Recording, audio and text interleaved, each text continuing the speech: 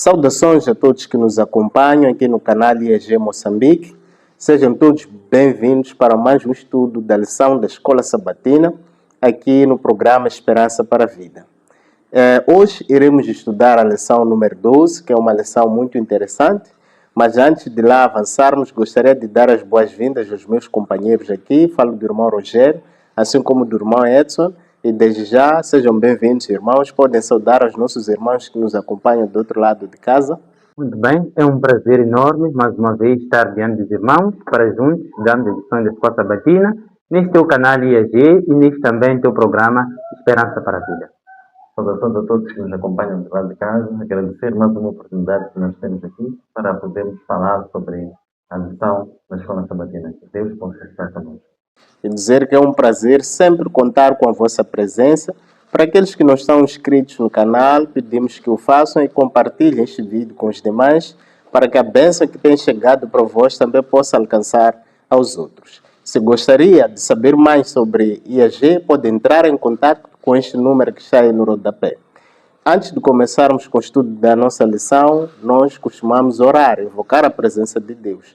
E para tal, vamos convidar o nosso irmão Rogério para que possa nos dirigir uma oração. Senhor nosso Deus, que habita nos mais altos céus, queremos agradecer pela vida e saúde e proteção que o Senhor tem nos dado. Obrigado porque sentimos a Tua presença neste lugar e também a presença Sua nos lares dos nossos telespectadores. E também, Senhor, pedimos que o Santo Espírito se faça presente neste lugar. Em nome de Jesus. Amém. Amém. Estamos na lição número 12, Testemunhando de Cristo. E o verso para memorizar encontra-se no livro de Isaías, capítulo 50. Vamos ler o versículo 4 do livro de Isaías 50. Isaías 50, versículos 4 diz o seguinte: O soberano, o Senhor, deu-me uma língua instruída para conhecer a palavra que sustém o exausto. Ele me acorda manhã após amanhã. Desperta meu ouvido para escutar como alguém que está sendo ensinado. Então nós encontramos aqui o verso para memorizar do livro de Isaías, que mostra que Isaías diz que foi Deus que lhe deu as palavras de sabedoria, para que ele pudesse transmitir aos outros, tal como nós conseguimos ver através dessa imagem ilustrativa, onde aparece um homem com um gramofone. Ele vai pregando sobre a mensagem de amor representado através da cruz de Calvário, aquilo que Cristo fez por nós para poder nos justificar. Então nós devemos sair para testemunhar de Cristo que morreu e ressuscitou para que pudéssemos vencer o pecado, para que pudéssemos vencer a morte, para que pudéssemos estar reunidos mais uma vez diante do nosso Pai. E a lição traz-nos uma ilustração de como é que as palavras têm poder. Nós vimos aqui um pastor que sai pela manhã e no tráfico encontra um outro homem que ele acaba se exaltando. Mas sem saber, quando ele chega na igreja, no dia em que é ele que devia pregar, encontra aquele homem que é visitante. Então, qual teria sido o impacto de ver aquele homem que minutos atrás o pastor terá proferido palavras que não são dignas, por exemplo, de sair da boca de um servo de Cristo. Então, hoje nós vamos poder compreender melhor sobre este assunto. Quando nós abrimos a nossa Bíblia no livro de Atos, capítulo 1, vamos ler o versículo 8. O outro irmão pode abrir o capítulo 4, vamos ler o versículo 13, porque queremos falar desta lição de domingo, transbordando do coração, que também volta a nos trazer a questão de testemunhar. Porque é nos dito que todo aquele que recebeu uma nova vida em Cristo é chamado a testemunhar.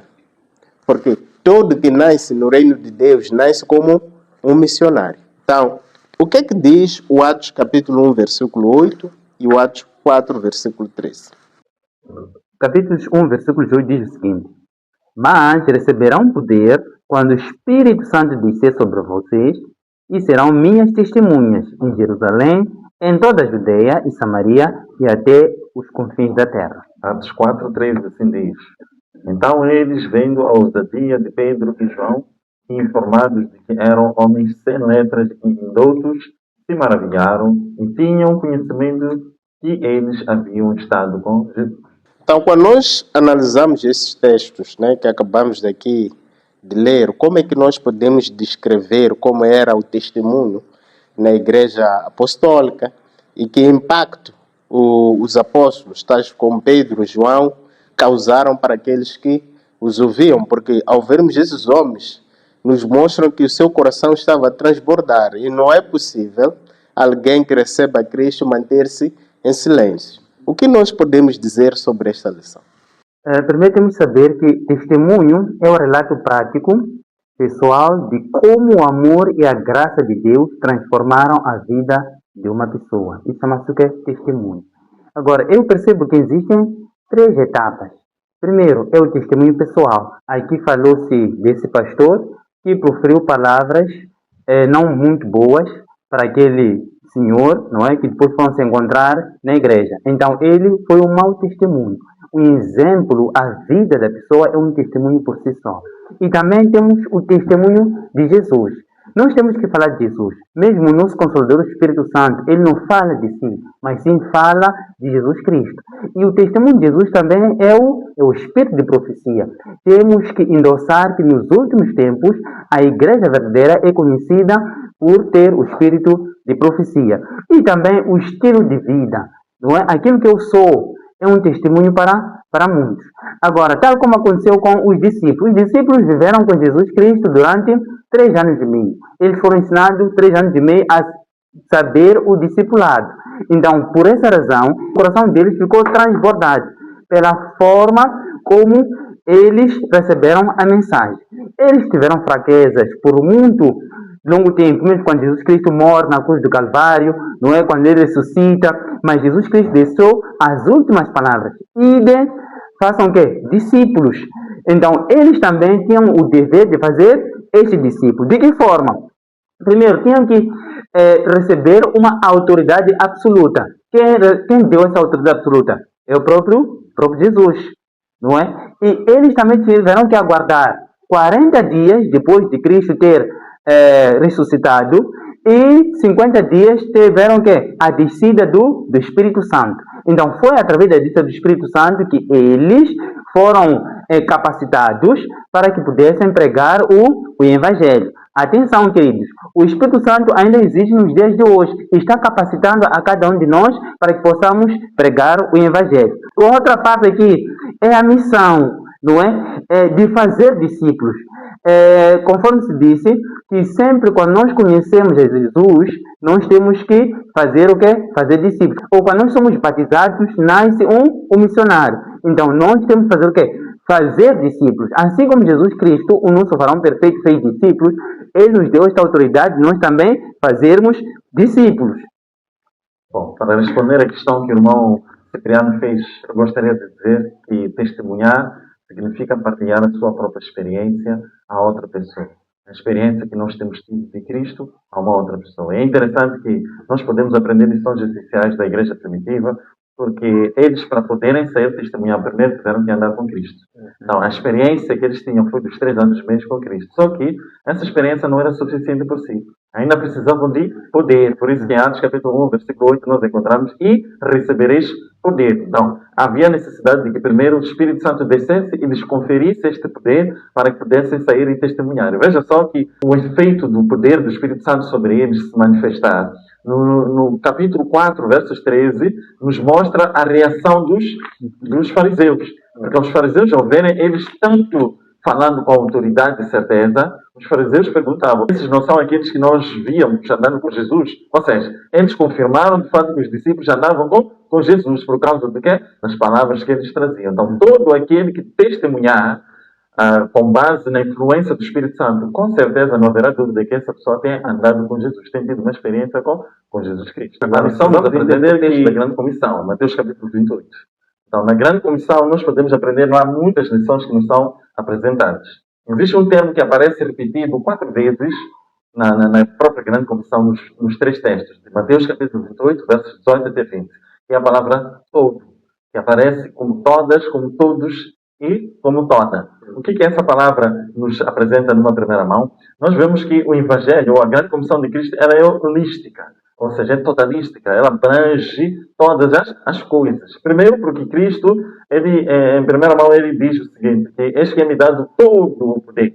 Porque significa que o poder de Cristo é um poder ilimitado. Não existe nenhuma autoridade terrena, estamos a dizer em outras palavras, não existe nenhum rei, nenhum presidente que se colocará acima da autoridade de Cristo. Não existe nem sequer nenhuma entidade espiritual que se julgue ser superior a Cristo. Então, para dizer que Cristo, quando disse essas palavras, quis dar a certeza aos seus seguidores, aos seus discípulos, que não vai existir nenhuma autoridade que vai vos impedir de poderem fazer essa obra. Quem vos dá a ordem, quem tem todo o poder sobre a terra e no céu. O segundo aspecto que nós encontramos aqui é o ensino da palavra não deve ser exclusivo a um grupo de pessoas. Por quê? Porque ensinem todas as pessoas. Então, esse evangelho deve ser levado a todas as pessoas. Significa o quê? Que nós todos devemos aprender para poder ensinar. Ok? O que nós devemos aprender? Todo o evangelho. Agora, existe, infelizmente, exclusivismo nos nossos dias. De algumas pessoas que julgam que há certas matérias bíblicas que devem ser só dominadas por um grupo específico de pessoas. Por exemplo, quando nós falamos de profecias, algumas pessoas dizem que as profecias só devem ser trazidas por aqueles que fizeram teologia. Mas, na verdade, não é bem assim. Por quê? Porque aqui o texto é dito, no texto diz que ensinando a todas as coisas que eu vos tenho ensinado. Significa o quê? Se está lá incluso profecias também, deve-se ensinar as profecias. E todo aquele que aprende as profecias também deve ensinar o outro. Então, não existe nenhum exclusivismo quanto à questão dos temas ou os assuntos que devem ser aprendidos. Outro ponto é guardar todas as coisas.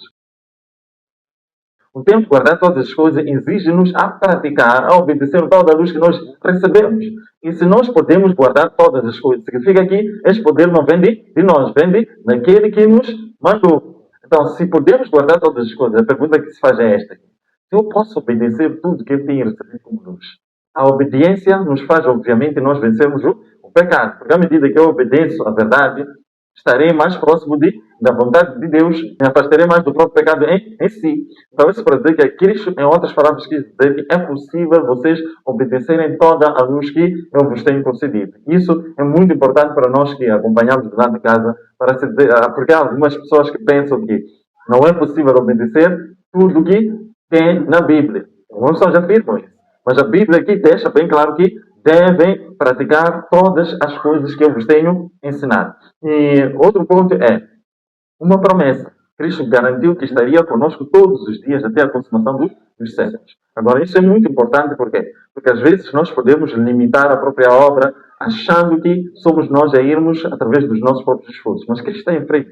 Ele é quem confere o campo onde nós vamos trabalhar. Ele é que cria as condições para onde nós vamos trabalhar. Ele é que está lá em frente. Então, nem os poderes das trevas estão para poder impedir o quê? Aquilo que Cristo pode operar na sua obra. Então, se nós considerarmos esta grande comissão como uma mensagem holística, então nós vamos perceber que Cristo é quem tem o domínio sobre todas as coisas. Por isso que a resposta correta é que o eu sou é que me mandou. Nós devemos pregar o Evangelho dentro e fora do templo. E se entendemos que esse chamado para testemunharmos sobre Cristo não é de forma coletiva, mas sim começa de forma individual, nós vamos entender que não precisamos de nenhum programa estabelecido para podermos avançar. Com ou sem programa, devemos estar a avançar, porque o evangelismo não é um programa, mas sim é um estilo de vida para todo aquele que nasceu no reino de Deus como missionário. Agora, o que me chama a atenção é analisar a atitude dos próprios discípulos e também olhando para aquilo que é o impacto que causaram. Os homens muitas das vezes tendem a medir uma pessoa em termos do seu nível acadêmico. Eles admiraram ver pessoas não estudadas, hoje estamos a falar de pessoas que não fizeram teologia, a trazerem aqueles assuntos do jeito que eles traziam. Mas isso nos mostra que os homens é que vê o que é de fora, mas Deus é que consegue ver o coração do homem. Ele não vê como os homens veem. Deus lê as intenções que cada um de nós tem no seu coração. Mas eu gostaria que lêssemos aqui, 2 de Timóteo, no capítulo 1, no versículo 7. Diz: porque Deus não nos deu espírito de covardia, mas de poder, de amor e de moderação. Quando nós olhamos o espírito que estava por detrás dos discípulos na pregação do Evangelho, ao testemunhar sobre Cristo, não era de medo, não era de covardia, mas era um espírito de coragem. Por isso que é dito que eles anunciaram a mensagem com ousadia. E isso será que incomodou certos líderes daquela época? Claramente que sim. Quando nós vamos para o livro de Atos, capítulo 4, e vamos começar, por exemplo, a partir do versículo 17, porque nós vimos que eles, ao pregarem lá no Sinédrio, depois foram ditos que deviam se retirar. E esses líderes ficaram a debater entre eles. E vejamos a conclusão que eles chegaram. Dizem que, mas para que isso não se... No versículo 17, capítulo 4 de Atos. Mas para que isso não se divulgue mais entre o povo, vamos ameaçá-los, para que de agora em diante a ninguém mais fale neste nome. Qual nome? Nome de Cristo. E continuando diz, e chamando-os, ordenaram-lhes expressamente que não falassem nem ensinassem em nome de Jesus. Mas respondendo Pedro e João lhes disseram, julgai se isto é justo diante de Deus, dar ouvidos a vós e não a Deus? Pois não podemos deixar de falar das coisas que vimos e ouvimos. E eu gosto muito desse versículo aqui, o versículo 20, porque retrata aquilo que a Bíblia diz em Mateus 24, quando diz no versículo 14, este evangelho será pregado como testemunho, e assim o fim virá. Mostra que a pessoa que se disponibiliza para pregar o evangelho está pronto para morrer pela pregação do evangelho. Não sei se os irmãos conseguem identificar certos cenários em que surgem quando os homens anunciam aquilo que é a verdade presente nos dias atuais, e surgem pessoas para impedir e ameaçam. De que forma hoje em dia se ameaça? Nós sabemos, e os irmãos vão poder esclarecer nessa perspectiva, mas que lições essas pessoas que gostam de impedir com que as pessoas anunciem aquilo que ouviram e aquilo que viram? Porque Pedro, assim como João, se recusavam a ter que não anunciar aquilo que eles viram, porque eles ouviram de Cristo, mas também viram a Cristo. Então eles têm um testemunho sobre aquilo que eles anunciavam. Então o que nós podemos dizer sobre essas situações que acontecem nos dias atuais? Boa a sua colocação, irmão, sobre o anunciar do Evangelho. Na lição passada, número 11, falamos sobre a tribulação. Tudo isso faz parte do plano da salvação. Jesus Cristo, ele disse muito bem que ele nos daria conforto na nossa jornada. O que o Espírito Santo fazia? Ele nos guiaria, nos protegeria e também nos capacitaria. Então, o Espírito Santo, o seu dever também é nos proteger. E está continuando fazendo isso. Aconteceu também a mesmíssima coisa nos tempos dos babilônicos, neste caso, em que aqueles 3 jovens também foram o quê? Foram colocados na fornalha. O que aconteceu com o próprio Jesus Cristo? Ele os protegeu. Então, nos tempos que nós vivemos, independentemente da oposição que nós vamos ter, sempre temos nosso Consolador que vai nos proteger de todo o mal. Mas atenção, em nenhum momento isso deve fazer com que nós paremos de anunciar o Evangelho. Assim como o Isaías disse, envie-me a mim, nós também temos que dizer o mesmo, envia-me a mim. Para responder a essa questão que o irmão Cipriano fez, vamos entender a mentalidade dos líderes judeus da época. Eles se julgavam ser os donos da religião, vamos dizer, da religião judaica. Tanto que tudo o que fosse feito deveria sair sob a sua direção ou sob o seu mandato.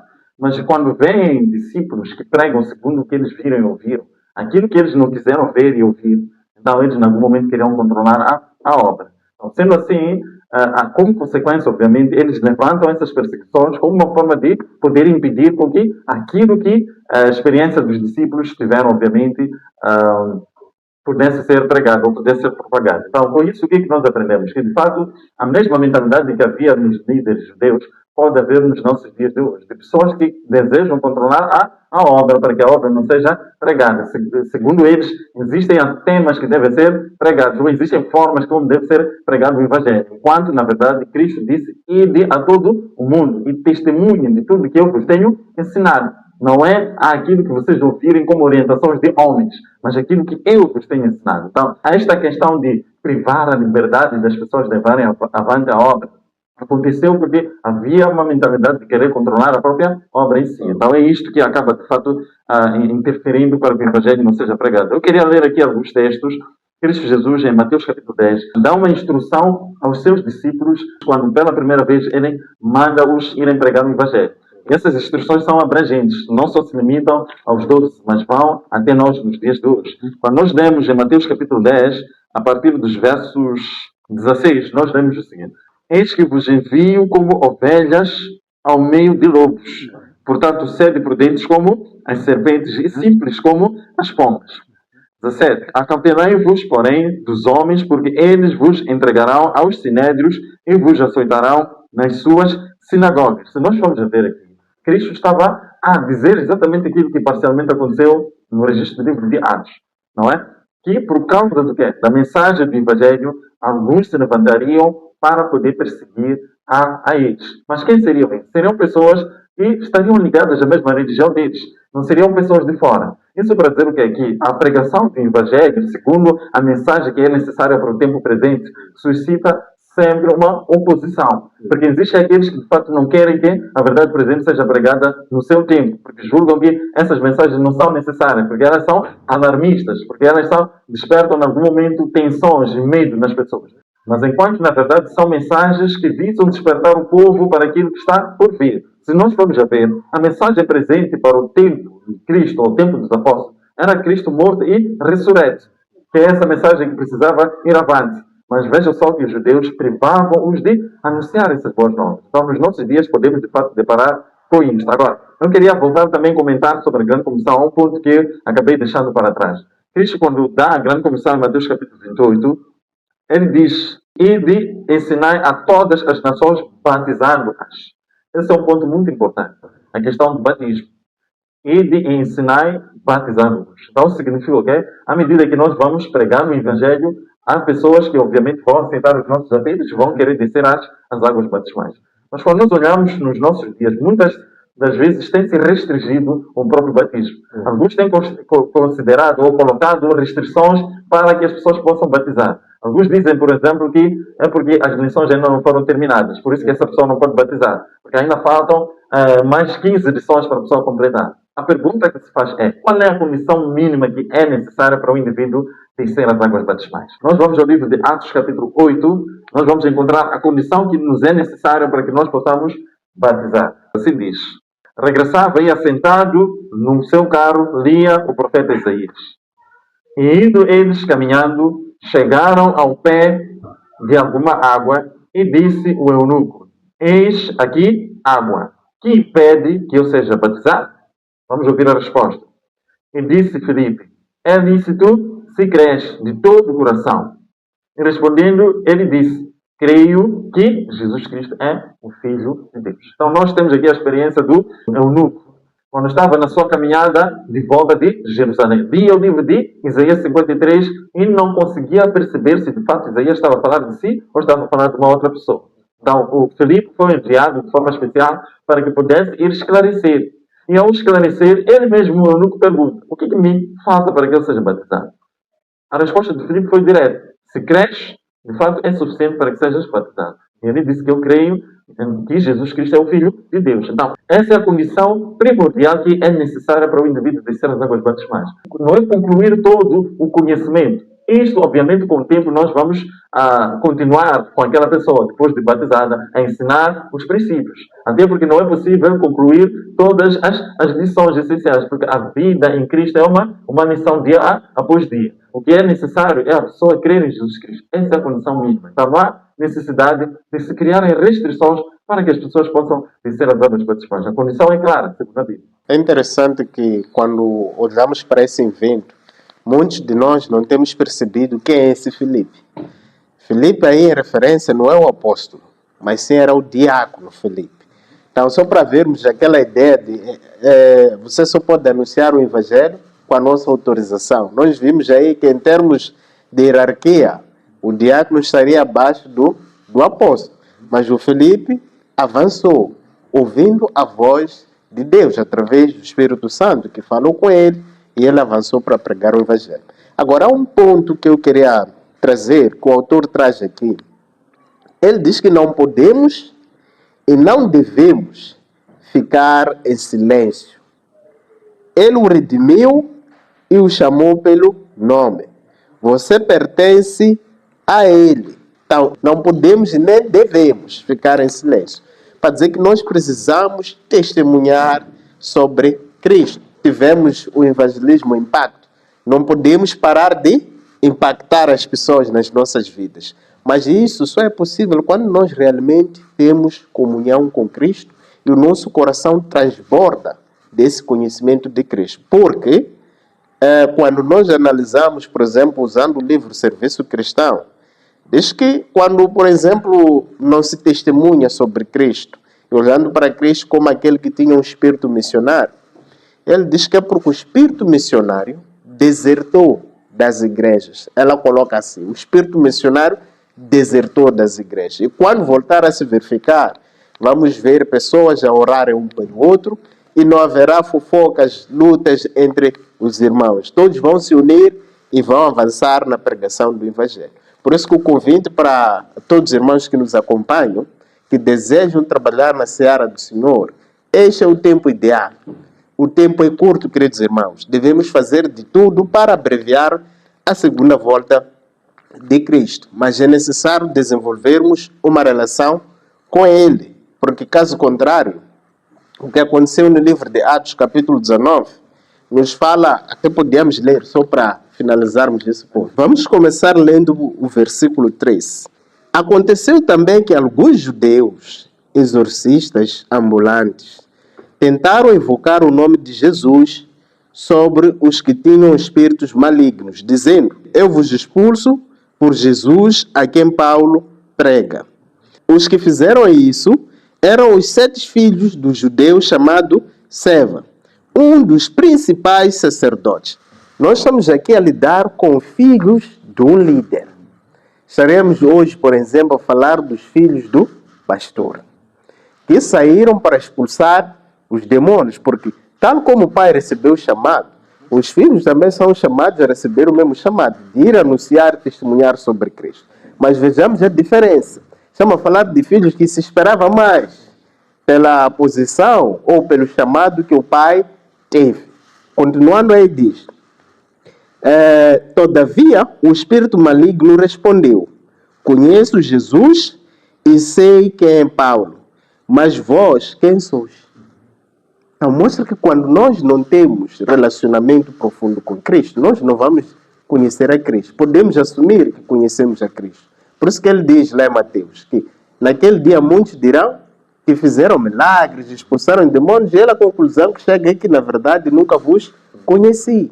Então, nós vimos aqui o que terá acontecido. Quando lemos o versículo 16, diz que então o homem em que estava o espírito maligno, saltando sobre eles, os subjugou e os espancou, de modo que nus e feridos fugiram daquela casa.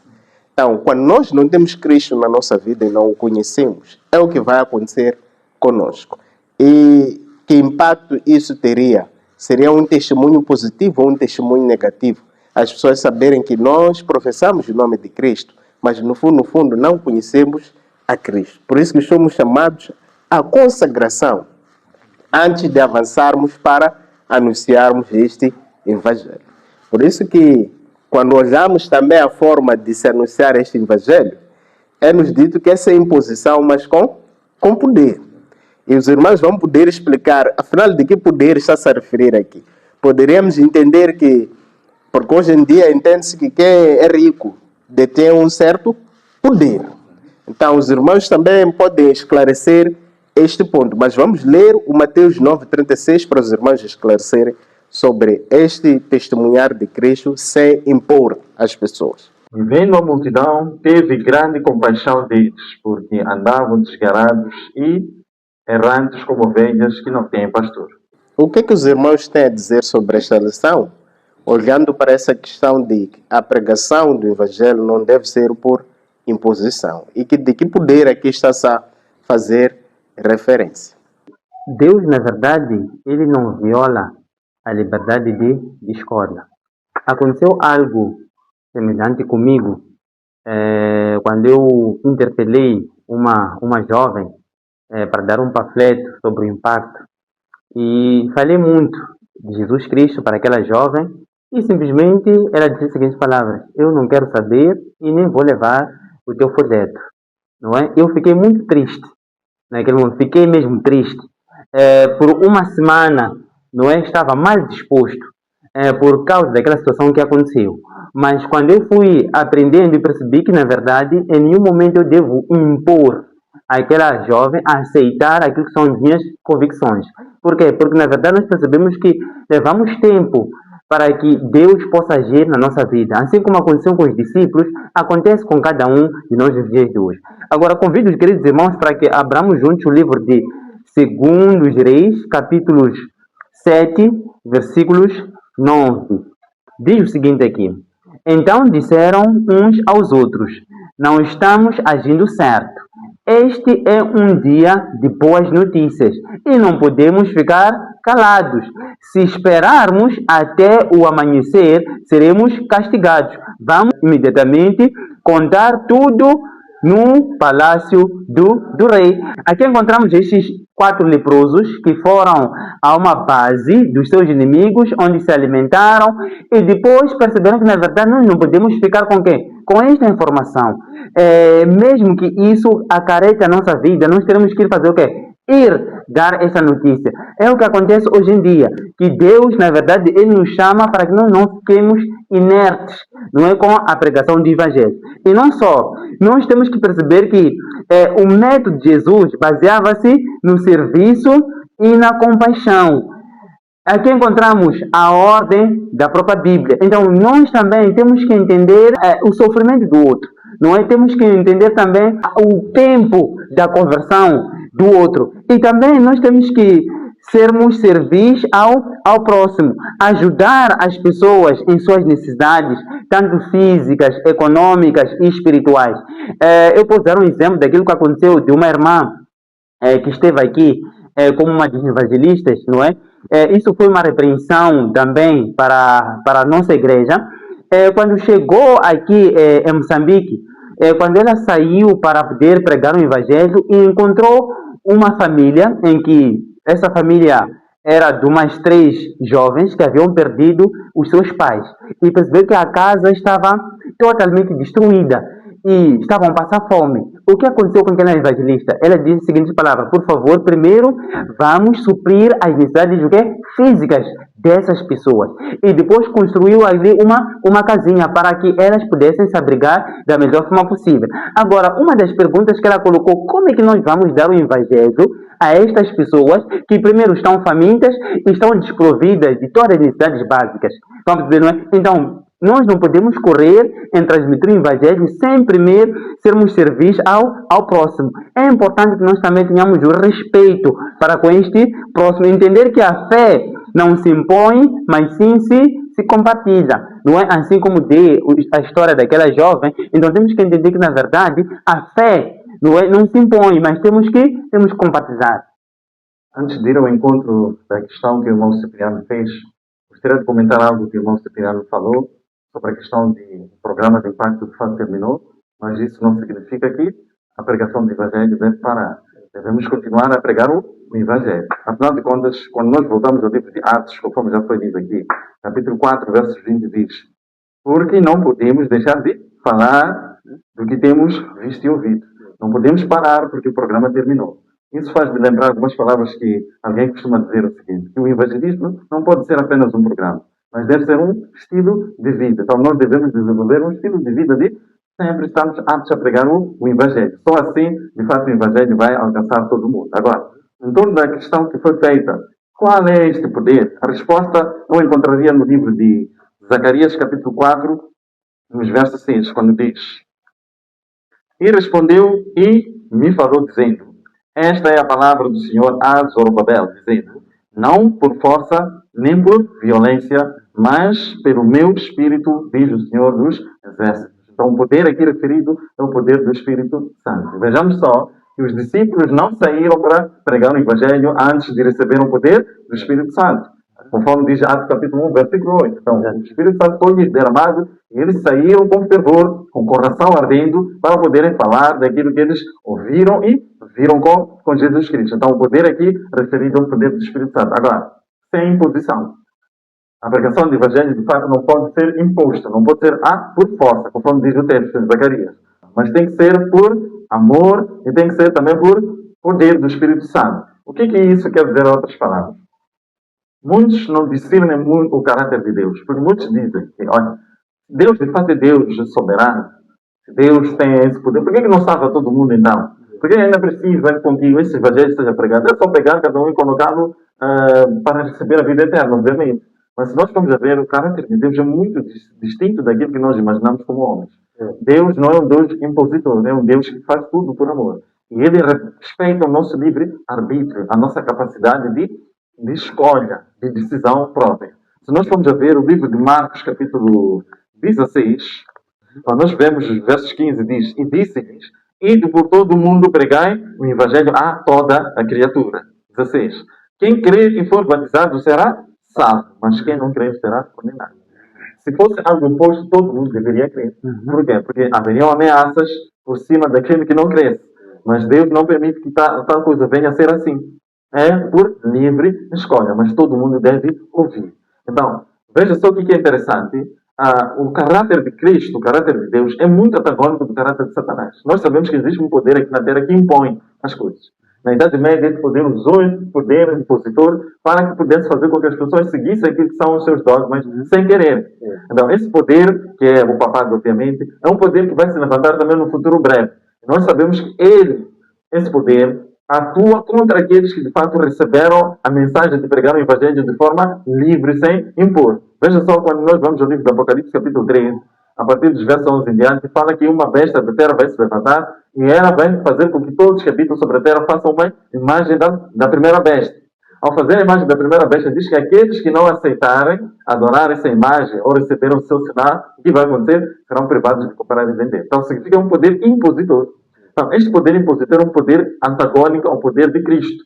Enquanto Cristo manda os seus servos pregarem de forma livre, e não só, aquele que aceitar o Evangelho que é pregado será salvo. Este poder antagônico obriga as pessoas a fazerem aquilo que é contrário à sua consciência. Então, toda manifestação de um poder que força as pessoas a terem que seguir aquilo que é trazido e anunciado de forma obrigatória é um poder de Satanás. O próprio autor da lição diz isso, quando nós lemos aqui. Não faz parte da missão de Cristo obrigar as pessoas a receber. Satanás e pessoas movidas pelo seu espírito é que buscam forçar a consciência. Então, para dizer que todo o poder que força a consciência é um poder que vem de Satanás. Agora, quando nós analisamos isso dentro de um contexto mais interno, existem ou não existem pessoas que tentam forçar a consciência das pessoas, que tentam controlar a consciência das pessoas, privando as pessoas, obviamente, de fazerem aquilo que é a grande comissão de Cristo, colocando regras e ditames que estão além daquilo que as Escrituras exigem. Então, se nós formos a ver, este poder não vem de Cristo. O poder de Cristo não é impositor, mas é um poder que respeita a liberdade de consciência e de escolha. Eu gostaria que fôssemos para o livro de Daniel, capítulo 3, só para ligar com o Apocalipse 13, que o irmão Edson já vinha comentando aqui, nos apresentando um falso sistema de adoração que obriga as pessoas para oferecerem esta adoração. Quando nós olhamos para este evento de Daniel, capítulo 3, nós vamos ver essa tentativa de impor-se a adoração. Nós sabemos que é onde o rei ergueu a sua estátua de ouro e obrigou a todos para que pudessem, ao som de todo tipo de instrumento musical, as pessoas deviam prestarem adoração ou veneração àquela imagem. Mas nós vimos que apenas 3 hebreus é que mantiveram-se firmes, não ajoelharam diante da imagem. Mas o evento que eu quero enfatizar aqui é depois do livramento que Deus opera, porque vimos que a consequência de não se submeter nesse sistema de imposição de adoração traz a morte. Por isso que já falávamos aqui no início, que ser testemunha de Cristo é você estar disposto a dar a sua vida pelo avanço da pregação do Evangelho.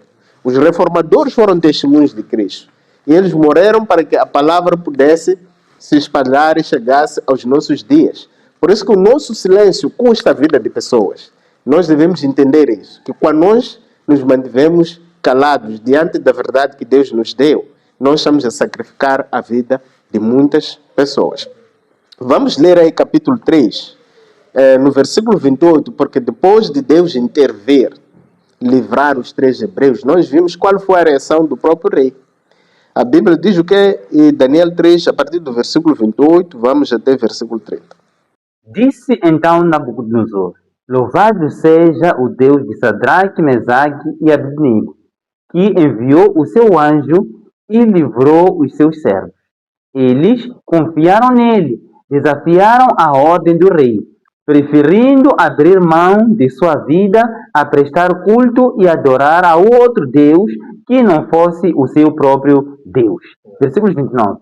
Por isso, eu decreto que todo homem de qualquer povo, nação e língua que disser alguma coisa contra o Deus de Sadraque, Mesaque e Abednego seja despedaçado e sua casa seja transformada em montes de entulho, pois nenhum outro Deus é capaz de livrar alguém dessa maneira. Versículos 30. Então o rei promoveu Sadraque, Mesaque e Abednego na província da Babilônia. Esse evento é muito interessante, porque estamos na Babilônia e aqui o rei diz que louvado seja Deus porque enviou anjos. Deus envia a mensagem dos 3 anjos para a Babilônia. E nós vimos que é o remanescente que conseguiu manter-se firme e anunciou a mensagem dos 3 anjos. De tal forma que teve impacto sobre aqueles que puderam presenciar. Agora, quando nós olhamos para a atitude do rei, que a princípio estava num falso sistema de adoração que ele havia imposto, o que se esperava desse rei era uma outra atitude, compreender aquilo que é o caráter de Deus, para perceber que Deus é amor. Então, ele, no lugar de querer fazer a coisa certa, mas sem consultar primeiro aqueles que trouxeram a mensagem para ele, porque podia ter questionado a eles, não é? Mas vimos a atitude dele de impor, mesmo dentro daquilo que é a verdadeira adoração. Estava correto? Claramente que não. Então, nós vimos aqui a ideia de se impor a verdadeira adoração através deste evento. Então, nós precisamos entender que mesmo dentro, nós não devemos impor limites para o avanço da pregação do Evangelho. Então, a mesma imposição que nós verificamos aqui pode ocorrer nos dias atuais dentro daquilo que é o rebanho de Cristo. Mas por que isso acontece? Acontece porque, tal como Cristo, quando chegou naquela época, a Bíblia, lemos aí em Mateus 9,36, que ele viu o povo como ovelhas sem pastores. Mas a questão que devemos nos colocar é: não existiam pastores? Existiam. Mas não basta a presença de uma pessoa e dizer que é um líder, é um sacerdote, é um pastor. Pastor é aquele que apacenta as ovelhas. Então, quando hoje os que são chamados, têm se chamado, não é? Alguns, porque nem todos, não fazem seu papel de apacentar as suas ovelhas, Cristo olha e contempla através do lugar santíssimo. E ele olha com tristeza a situação em que o nosso povo se encontra. Porque estamos a viver como se fossem ovelhas que não têm pastor. O povo não é apacentado, não é? Daí que Cristo chama, apela a todos nós e apela àqueles que os separou de forma especial para desempenhar este papel. Mas não podemos nos enganar e pensar que pastor é só aquele que fez formação. Porque Jesus Cristo vai ter com Pedro e questiona: Pedro, você me ama? Pedro afirma que ama Cristo, que está disposto até a dar a vida por esse amor a Cristo. E Jesus só disse uma coisa para Pedro: se você me ama, apaciente as minhas ovelhas. Não, essa condição aqui é resultado de não se ouvir dos púlpitos a verdade presente. Estamos em situações em que há igrejas que podem estar há 10, 15 anos sem ouvir nada de profecia através do púlpito, sem ter nenhum estudo de profecia, mas sendo um povo que surge num contexto profético. Essa devia ser a mensagem que mostra em que situação nós estamos e como nos preparar para a breve volta de Cristo.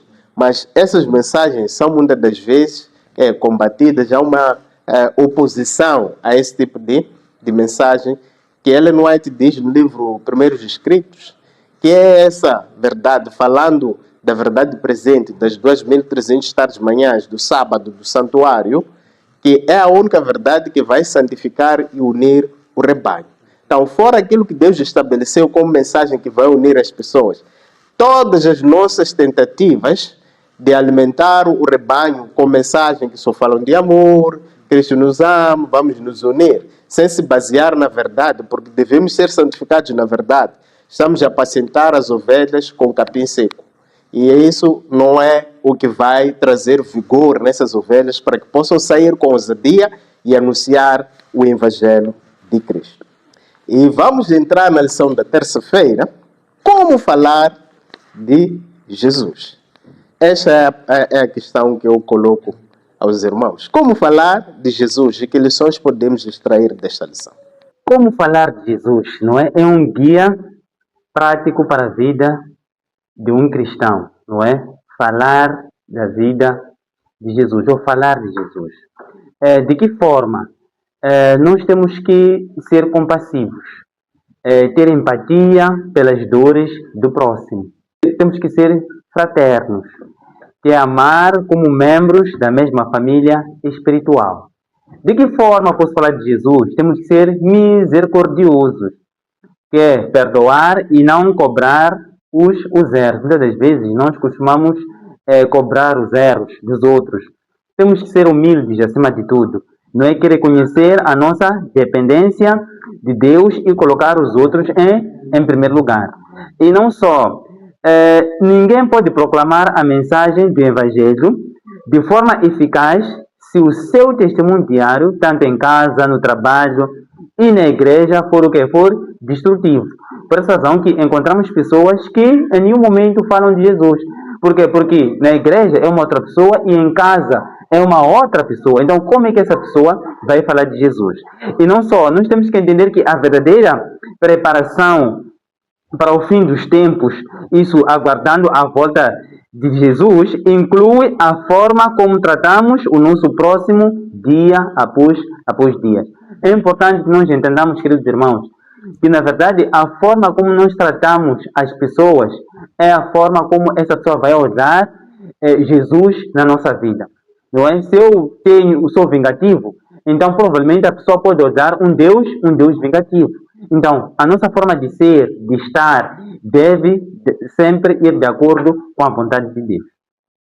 Bom, a lição aqui quer nos apresentar algumas maneiras sobre como é que nós podemos abordar as pessoas para testemunhar de Jesus Cristo. E se nós vamos ao livro de Pedro, 1 Pedro capítulo 3, conforme proposto aqui na lição, nós vamos ver que Pedro traz aqui alguns ensinamentos importantes sobre qual deve ser o nosso comportamento. Devemos sempre agir como cristãos convertidos, praticando aqui que são os frutos do Espírito Santo, buscando ser mansos, sendo humildes com as pessoas, sendo bondosos, sendo amigáveis com as pessoas. E também devemos evitar devolver o mal pelo mal. Muitas das vezes encontraremos, obviamente, pessoas maldosas no meio deste processo, pessoas que vão nos querer tratar mal, mas isso não significa que nós também devemos lhes tratar do mesmo jeito que eles nos tratam. Então nós devemos agir, de fato, como verdadeiros cristãos convertidos. E isso mostra que o nosso reino realmente não é o reino deste mundo, porque este mundo, o que reina neste mundo é um caráter mais agressivo, é um caráter mais totalmente contrário àquilo que é o caráter de Deus. Mas sendo nós pessoas que já fomos ganhas por Cristo, manifestando o seu caráter, o seu comportamento em qualquer circunstância, então as pessoas serão atraídas, não serão afastadas. Um exemplo disso é aquilo que o autor da própria lição nos mostra, com base no pequeno exemplo que mostra sobre o pastor. Se nós formos a ver um pastor, indignou-se contra alguém que estava a praticar uma atitude que, segundo o seu julgamento, era errada. Mas depois vai encontrar essa mesma pessoa na igreja, sem ver um pastor, tendo praticamente insultado aquela pessoa. Então, até certo ponto, nós devemos refletir Cristo em todo momento e em todo lugar. Essa é a nossa obrigação.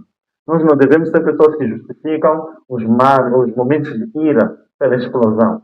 Nós devemos antes agir sempre com bondade. Agora, quando nós vamos ainda sobre essa questão de métodos de levar avante a pregação do Evangelho, quando nós vamos ao livro de Mateus, capítulo 9, nos versos 10 até 13, nós vamos ver que Cristo buscava sempre se sociabilizar com as pessoas, até aquelas que os judeus julgavam serem dignas de, quê?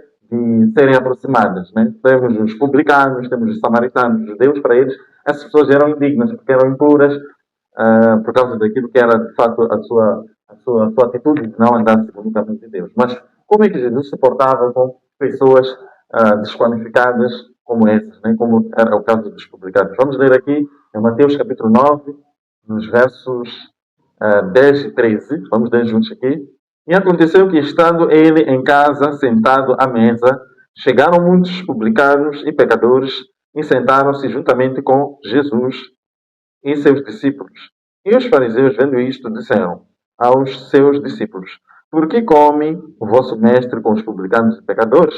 Jesus, porém, ouvindo, disse-lhes: não necessitam de médico os sãos, mas sim os doentes. E aprendei o que significa misericórdia quero e não sacrifício. Porque eu não vim para chamar os justos, mas os pecadores ao arrependimento. Então aqui o texto nos deixa bem claro que Cristo se sociabilizava com as pessoas com o objetivo de ganhar essas pessoas, com o objetivo de pregar sobre o reino dos céus a essas pessoas e apresentar os meios pelos quais eles poderiam alcançar a salvação. Então isso é um ensinamento muito grande para nós. Devemos nos sociabilizar com as pessoas para podermos ganhar essas pessoas. Agora, existe algo aqui que o autor apresenta nos passos essenciais que são necessários para abordar uma pessoa. Eu queria trazer uma análise sobre o meu ponto de vista em torno destes passos. Porque se nós formos a ver, esses passos nos mostram que a pregação do Evangelho é a última coisa a se fazer. Porque quando nós vamos, por exemplo, nos versos 6, diz assim: e chegará o momento de perguntar se ele deseja dar o próximo passo, estudo bíblico e no tempo certo o batismo. Não apresse esse processo, mas também não demore demais.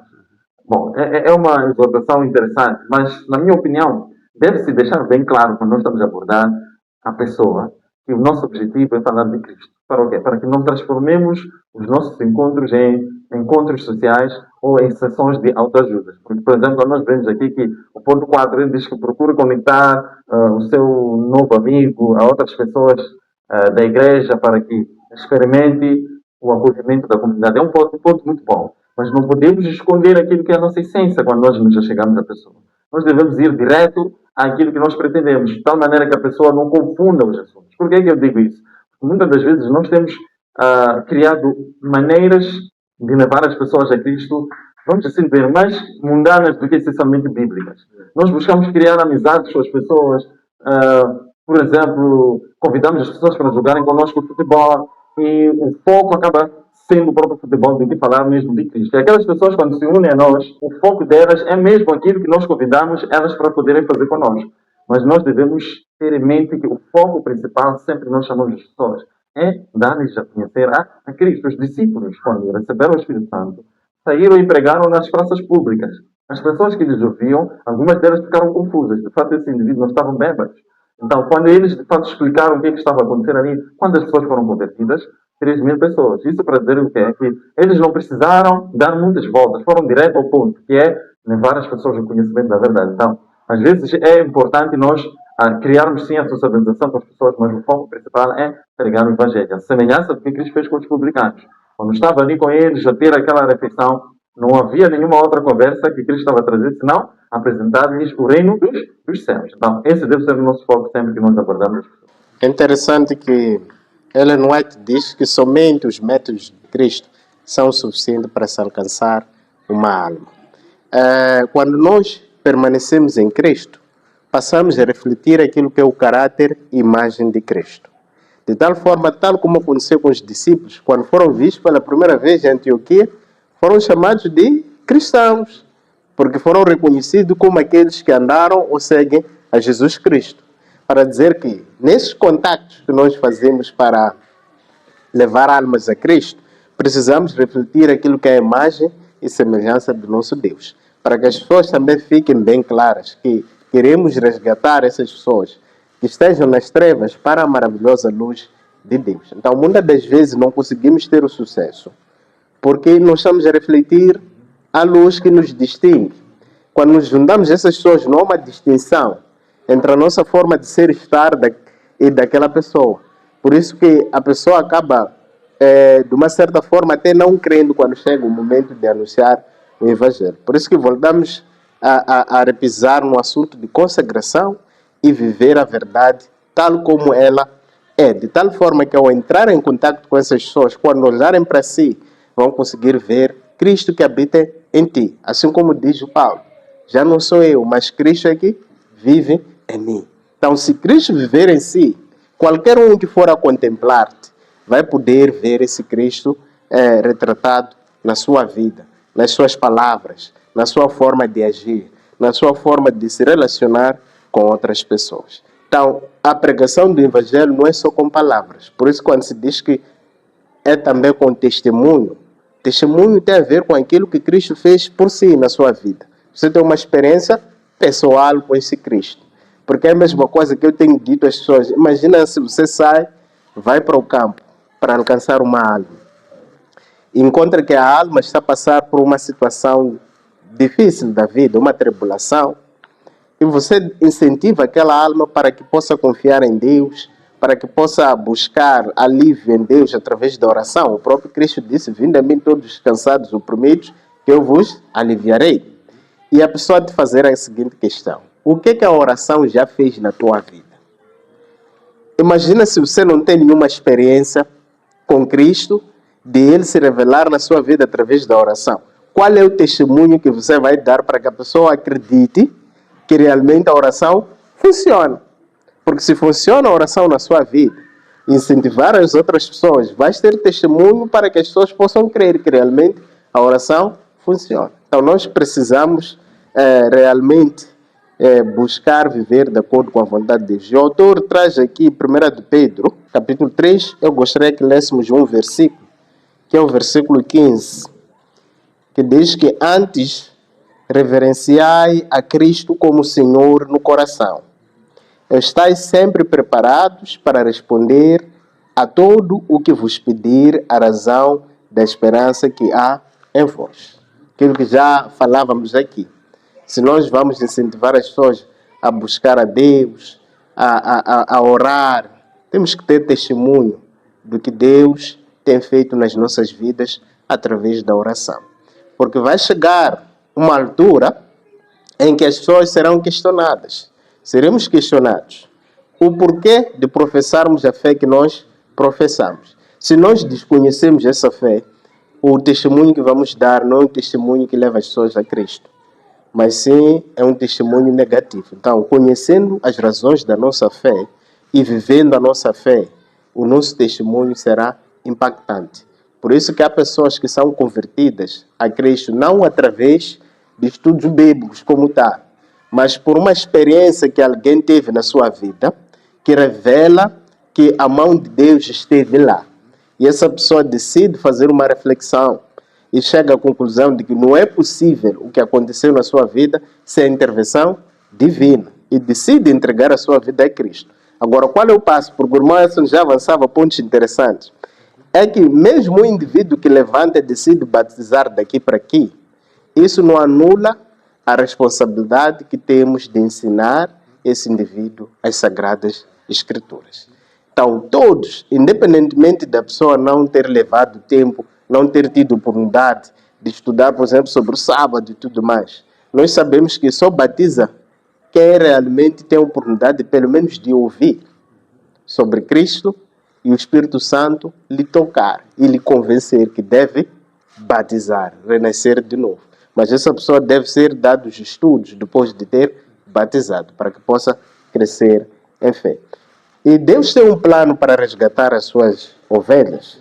E aqui nós encontramos, se Cristo viu as ovelhas de Israel desgaradas como ovelhas sem pastor, nós vimos que a consequência disso aí é o mundanismo entrar, a identidade de Cristo ser retirada dessas ovelhas. De tal forma que passam a ser ovelhas desobedientes a Cristo, ao Evangelho de Cristo e seguem um outro tipo de Evangelho. Mas Cristo diz que há uma oportunidade, porque Ele chama a um filho que terá se afastado dele. Então, há sempre esperança para voltarmos a Cristo Independentemente do quão longe nós fomos, se nós ouvimos e o Espírito Santo nos convence de que o caminho em que nós estamos é o caminho errado, há uma oportunidade para nós nos entregarmos a Cristo e Ele nos resgatar das trevas para a sua maravilhosa luz. Só precisamos entregar o nosso coração a Ele e buscar a presença do Espírito Santo para que possa nos conceder a vitória sobre o pecado. E lembrar aos irmãos que a misericórdia de Deus, ainda que nós não possamos medir onde é que vai, temos que saber que tem limite. Os antediluvianos foram dados oportunidades. Por isso que Deus, antes de executar os seus juízos, Ele manda a mensagem de advertência. Os antediluvianos não aceitaram a mensagem de advertência, por isso que pereceram no dilúvio. Então nós vimos naquele exemplo de Noé um limite claro para aquilo que era a tolerância de Deus diante do pecado. Porque Isaías 59 diz que são os vossos pecados que vos afastam de mim. Mas o Senhor não é mudo, não é surdo, para que não vos ouça, nem a sua mão está encolhida, para que Ele não estenda. Não, só precisamos nos entregar a Deus e buscarmos que Ele nos capacite para vivermos de acordo com a sua vontade. Por isso que Ele diz que eu vos farei voltar. De que forma Deus quer nos fazer voltar para os seus caminhos? O que é que nós podemos dizer sobre esta lição da quinta-feira? Bom, nesta lição, o que eu aprendi, primeiro, é sobre a sucessão aos idólatras que corrompem os bons costumes. Aqui temos uma tribo de Efraim que se corrompeu. Quando nós vamos para o livro de Salmos, capítulo 108, versículos 9 e 10, o que diz, irmão Edson? Os filhos de Efraim, armados e trazendo arcos, retrocederam no dia da peleja. Não guardaram o concerto de Deus e recusaram andar na sua lei. Exato. Então, aqui encontramos a consequência da rejeição contínua do Espírito Santo. O que aconteceu com esta tribo de Efraim? Era uma maior e mais influente tribo bem do norte, mas mesmo assim, eles em nenhum momento guardaram aquilo que era a lei de Deus. Em outras palavras, a aliança que eles tinham para com Deus foi rompida, houve uma teimosia espiritual da parte deles, eles escolheram adorar deliberadamente e apegaram-se à falsa adoração. Nós vamos ver que eles até sacrificaram as suas crianças aos ídolos. Aqui encontramos uma cegueira espiritual. Eles amavam mais rituais, não é, do que aqui são os preceitos do próprio Deus. Então, nós percebemos também que a paciência de Deus tem limites. Assim como aconteceu com os antediluvianos, aconteceu também com Sodoma e Gomorra e também está acontecendo nos dias de hoje. Quando nós vamos para o livro Palavras de Esperança, este livro aqui, provavelmente os irmãos conhecem, está sendo distribuído para os nossos estudantes, na página 8 e 9, diz o seguinte: assim foi com os judeus, como um tesouro de ouro, a verdade foi confiada ao povo hebreu. A economia judaica, com a assinatura do céu, foi instruída pelo próprio Cristo. Em tipos e símbolos estavam reveladas as grandes verdades da redenção. Contudo, quando Cristo veio, os judeus não o reconheceram como aquele que vem. Todos esses símbolos apontavam. Tinham a palavra de Deus nas mãos, mas as tradições que haviam sido transmitidas de geração em geração e a interpretação humana das Escrituras ocultavam-lhes a verdade tal como é em Jesus. Perdeu-se a importância espiritual dos escritos sagrados. O tesouro de todo conhecimento estava aberto para eles, mas não o conheciam. Aqui encontramos o povo judeu a rejeitar os símbolos, não é, que apontavam a Jesus Cristo. Então, em outras palavras, eles rejeitaram a Jesus Cristo. Por essa razão que a pregação foi também alastrada para os gentios. Queridos, nós temos que entender que a bondade de Deus, não é, conduz ao arrependimento.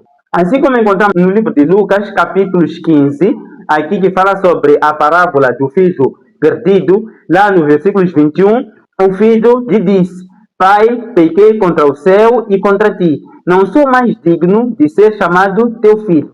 Mas o pai disse aos seus servos: depressa tragam a melhor roupa e vistam nele. Coloquem um anel em seu dedo e calçados em seus pés. Tragam novilho gordo e matem-no. Vamos fazer uma festa e alegrar-nos, pois este meu filho estava morto e voltou à vida, estava perdido e foi achado. E começaram a festejar o seu regresso. Quem é este pai? O pai, na verdade, aqui simboliza o próprio Deus, não é? O filho é aquele filho que somos nós, que estávamos perdidos, mas fomos achados. Então, nós nos arrependemos e Deus nos dá 1000 chances. Então, esse Deus que nós adoramos é o Deus de 1000 chances. Não sejamos como esta tribo, que na verdade, por causa da sua abominação, eles pecaram contra Deus. Aqui nós podemos aprender duas lições essenciais. Um filho que se afastou. Nós podemos olhar isso de uma forma mais coletiva, quando falamos de igreja, obviamente, como um filho que se afastou, mas também podemos olhar numa vertente mais pessoal, individual, né, como um filho que se afastou dentro do contexto do lar. Agora, dentro do contexto de igreja, nós podemos muito bem aplicar aquilo que é a experiência do próprio povo, da tribo de Efraim. Infelizmente se afastou de Deus. Quando nós lemos Oséias capítulo 7, nós encontramos lá vários aspectos que são indicados nos versos que eu vou aqui citar. Nós não vamos precisar ler, mas vou citar aqui alguns versos. Por exemplo, Oséias capítulo 7, verso 3, mostra que a liderança havia caído em apostasia, não é? E quando nós vamos a seguir, vamos ver que havia uma mistura entre o povo com outras nações, nos versos 8. Nos versos 11, nós vamos ver que o povo de Israel, através da tribo de Efraim, haviam entregado a sua segurança aos países vizinhos no lugar de buscar o Senhor. Se nós formos a ver, de fato, esses são os problemas que a tribo de Efraim estava a enfrentar naquele tempo. Problemas que afastavam de Deus, que empurravam o povo à apostasia. E se nós formos analisar estes assuntos, nós podemos olhar-nos também como uma realidade que pode vir a nos atingir nos tempos presentes. Por exemplo, não seria, em algum momento, de excluir a possibilidade de a liderança, de fato, estar a cair em apostasia. Por causa do quê? Da idolatria. Conforme o irmão já dizia, o problema maior de Israel era a idolatria. E não só. O outro aspecto que é trazido aqui é que a questão de se misturar com outras nações. O que seria se misturar com outras nações? Seria ecumenismo. Então, há um perigo que, de fato, o povo de Deus também corre de se misturar com outras religiões através de quê? De reuniões ou encontros ecumênicos, o que vai acabar, obviamente, misturando a sua própria adoração. Conforme o irmão trouxe aqui vários aspectos que eles já estavam a incluir, que eram de fora, eram dos pagãos, dentro daquilo que era a religião do próprio povo de Deus. O outro aspecto é confiar a sua segurança e a sua prosperidade temporal nos países vizinhos, como o Egito, conforme é citado aí nos versos 11. O Egito e a Síria. Isso também pode demonstrar, em algum momento, quando o povo de Deus tentar se misturar com outras entidades, instituições, em algum momento, para poder encontrar algum favor secular. Então, há um perigo que o povo de Deus também pode correr à semelhança daquilo que correu-se lá no passado. E não só, porque quando nós vamos à Bíblia, nós vamos ver que em Jeremias capítulo 31, aí usa-se o termo, o choro da Rebeca a favor do seu filho Efraim. Nós sabemos que Efraim, de fato, era neto da Rebeca. Então, chora porque o seu filho se desviou. Então, esse desvio do seu filho faz com que ela traga o choro. E se nós formos analisar essa questão, em Apocalipse capítulo 12, fala-nos de uma mulher pura, que pode representar, em termos simbólicos, obviamente, a Rebeca, que tem o quê? Que tem o seu descendente, a sua semente, a sua descendência. Que, em algum momento, essa descendência tem suas características, guarda os mandamentos de Deus e tem a fé de Jesus. Mas esse descendente pode, em algum momento, estar a se desviar do foco. Não é? Se desviar do foco. Então, o choro da mãe é para que o filho volte aonde? Ao caminho do Senhor, conforme o Jeremias capítulo 31 aqui nos apresenta. E vamos ver juntos aqui Jeremias 31, verso 17, nos mostrando que há uma esperança para o filho desviado. E o fato do filho estar se desviando, Deus sempre dá uma esperança. Quando nós lemos o verso 17, diz: há uma esperança no derradeiro fim para os teus descendentes, diz o Senhor, porque teus filhos voltarão para os teus termos. Então, se nós formos a considerar esse termo, aqui é uma consolação que se vai para quem? Para Rebeca, que ela chora tanto por seu filho ter se desviado. Então, a Bíblia diz que há uma esperança para o filho. Então, se de fato o filho se arrepender e voltar-se ao caminho do Senhor, deixando de praticar essas abominações que desagradam a Deus, há uma esperança para que aqueles que de fato fazem parte dessa corporação, que em Apocalipse 17 é chamada de o descendente da mulher, possam voltar-se ao Senhor. Então, esse é o ensinamento mais global que nós podemos encontrar. Agora, de uma forma particular, se nós formos a ver, nós aprendemos, obviamente, que o próprio autor da lição fala que a dor de um pai de perder o seu filho que nasceu na igreja, não é? Mas que esse filho se desvia por causa do quê? Do mundo. Então é uma dor muito, muito grande. Aqui nos é trazido o papel que nós como pais devemos desempenhar dentro do nosso lar, ao cuidar dos nossos filhos. Salmos capítulo 127, verso 13, diz que os nossos filhos são um presente que Deus nos dá, mas dá-nos para que possamos devolver a Ele como uma herança do Senhor, ok? Então, é extremamente importante entendermos o nosso papel que nós temos como pais dentro das famílias. Agora, isso não coloca, obviamente, a possibilidade deles, quando crescerem, tomar uma decisão independente, de seguir o caminho que eles quiserem. O irmão já trazia aqui o exemplo do filho pródigo. Se nós formos a ver, o filho pródigo nasceu dentro de uma família onde tinha todos os princípios, aprendia todas as lições que o pai precisava para ele se manter firme naquilo que, de fato, eram os seus ensinamentos do seu pai e manter-se na salvação. Mas ele, assim, mesmo assim, preferiu fazer o quê? Sair para ir curtir a vida.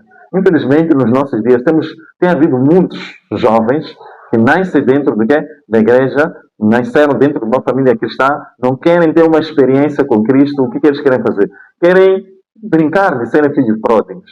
Querem ir experimentar um pouco de mundanismo para que, quem sabe, estando lá depois, voltem. Tem havido muitos casos, de fato, de pessoas que nascem na igreja, filhos de líderes, assim como filhos de irmãos, que, em algum momento, tentam ir ver o que o mundo tem de prazeroso para depois um dia voltar. Então, brincar de ser filho pródigo pode ser extremamente perigoso, porque pode ser que não haja mais volta naquilo que é o caminho que nós seguimos. Então, precisamos entender que essas lições servem para que nós possamos evitar cometer os mesmos erros que aqui são apontados.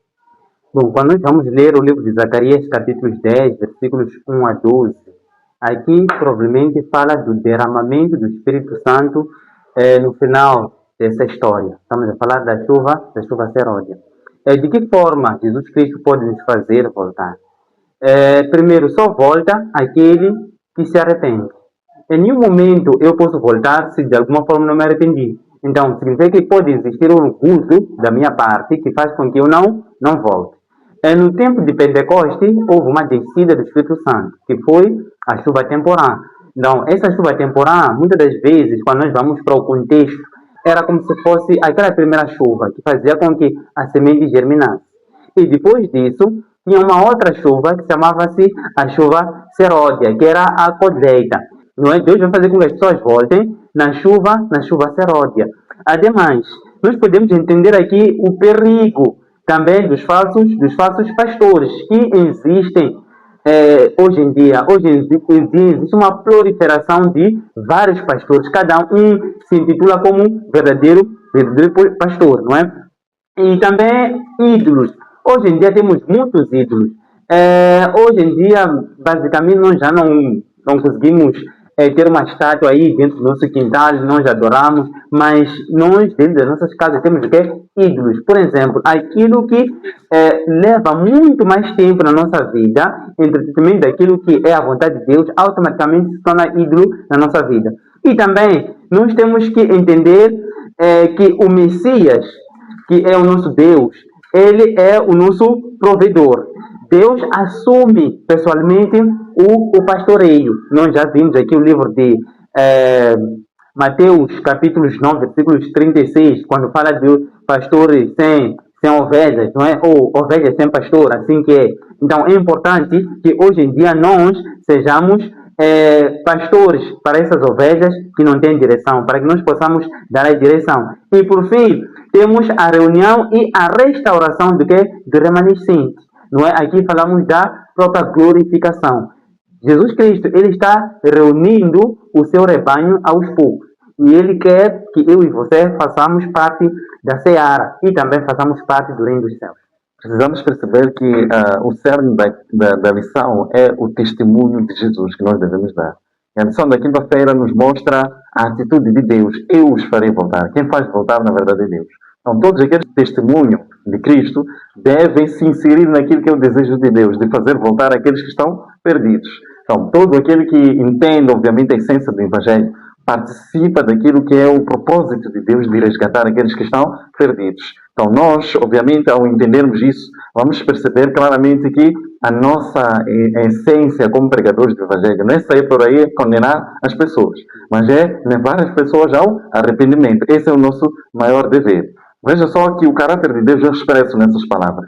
Eu os farei voltar. A quem Deus faz voltar? Aquele que insultou a Deus, porque todo pecador insulta a Deus ao pecar, porque o pecado é abominável ao Senhor. Mas Deus ainda tem os seus braços abertos para poder receber-nos de volta. Por isso que diz que eu os farei voltar. E o livro de Ezequiel, no capítulo 18, quando nós lemos aqui os versos 23, diz assim: desejaria eu, de qualquer maneira, a morte do ímpio, diz o Senhor Jeová. Não desejo, antes que se converta dos seus maus caminhos e viva. Esse é o desejo de Deus. Que mesmo que o filho tenha apostatado, tenha saído daquilo que de fato é a proteção que Deus colocou, por causa de querer se beneficiar com as coisas que este mundo apresenta, Deus sempre tem os seus braços abertos para receber de volta. E quem faz esse esforço é o próprio Deus. E Ele quer contar conosco como o quê? As suas testemunhas para comparticipar no convite e apelo daqueles que de fato se desviaram. Eu gostaria de ler aqui o livro Fé pela Qual Eu Vivo, página 153, que diz assim: Deus deseja que todos se salvem. Para isso foi feita ampla provisão ao dar seu Filho unigênito para pagar o resgate do homem. Os que se perdem perecerão porque se recusaram ser adotados como filhos de Deus mediante Cristo Jesus. Então, todos aqueles que vão se perder, não é porque Deus não terá feito nada. Deus faz todos os esforços, todos os dias, para nos convencer, através do Espírito Santo, nós a voltarmos a Ele. Mas muitas das vezes os corações têm sido tão endurecidos que não acedemos aos seus apelos. Então, Deus quer, de fato, é que nós possamos voltar a Ele. E nós, como pregadores, precisamos compartilhar disso, convidando os outros a voltarem a Cristo. Realmente Deus quer nos fazer voltar a si. E a Bíblia nos mostra que Deus, quando mandou o seu Filho, Jesus Cristo, para que por nós morresse na cruz, foi por amor. Por isso que terminamos com essa citação de Ellen White, que ela diz que nenhuma influência que possa rodear a alma tem mais poder do que a de uma vida abnegada. O mais forte argumento em favor do Evangelho é um cristão que sabe amar e é amável. Isso encontramos no livro A Ciência do Bom Viver, na página 300. Então, este é o maior argumento a favor do Evangelho que um cristão pode apresentar. Porque Deus é amor. Quem não ama não conhece a Deus. Então, nós terminamos desta forma o estudo da nossa lição e contamos mais uma vez com a vossa presença para podermos fechar essa nossa jornada com a lição número 13. Que Deus possa vos abençoar, em nome de Jesus. Amém. IAG, juntos avançaremos.